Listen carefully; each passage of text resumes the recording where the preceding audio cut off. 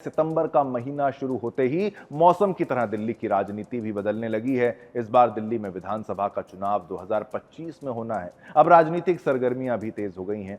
इसी बीच लक्ष्मीनगर विधानसभा में आम आदमी पार्टी के नेता अंकित डेढ़ा ने सोमवार को फ्री आधार कैंप और रेहड़ी पटरी वाले गरीबों को छाता वितरण कार्यक्रम का वहां पर आयोजन किया। अच्छी खबर हम दिखाते हैं। इस दौरान आप नेता ने हमारी संवाददाता संगीता झा से आने वाले विधानसभा के चुनाव की तैयारियों को लेकर भी बातचीत की। क्या बातचीत है वो आपको दिखाते हैं।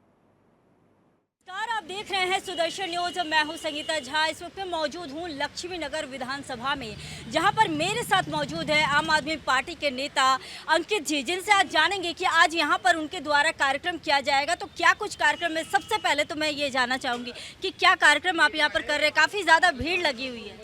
देखो, आज हमारे ऑफिस से हमने जितने भी रेहड़ी पटरी वाले विधानसभा में है, लक्ष्मीनगर में है, उनके लिए छाता देने का काम किया है।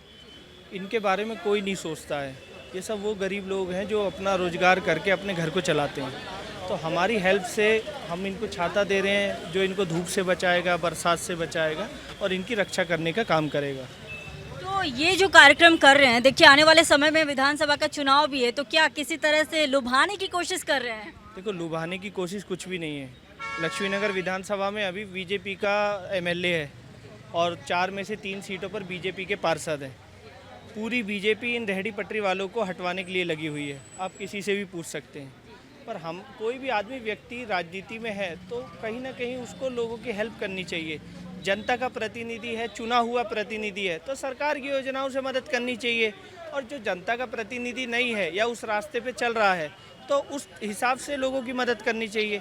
राजनीति में तो सिर्फ लोगों की मदद करने के लिए तो हम सब राजनीति कर रहे हैं। कोई विपक्ष तो आरोप लगाती है कि जो सरकार है वर्तमान में, ये पिछले कई सालों से बस जनता को लुभावने वादे करती है, लेकिन जमीनी स्तर पर ऐसा कुछ देखने को नहीं मिलता है। देखो, आप जमीनी स्तर की बात करेंगे, शिक्षा की बात कर लीजिए, स्वास्थ्य की बात कर लीजिए, दिल्ली में कहीं भी चले जाइए। और सरकारें जो बनती हैं किस लिए बनती हैं?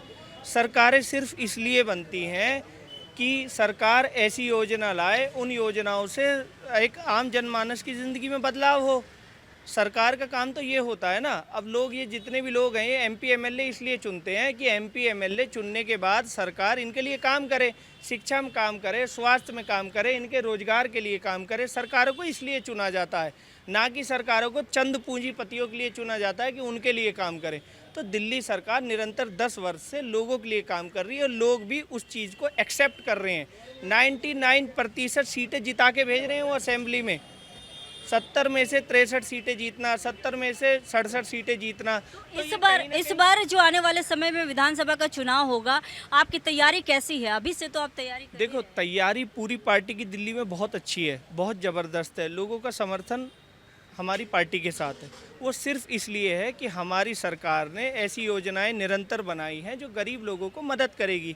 अब इन सब लोगों का बिजली के पैसे बचते हैं, वो बचत से अपने जीवन को बेहतर कर रहे हैं, उसको सेविंग कर रहे हैं, अपने बच्चों के लिए इन्वेस्टमेंट कर रहे हैं। फ्री शिक्षा अच्छी दी जा रही है, फ्री स्वास्थ्य है।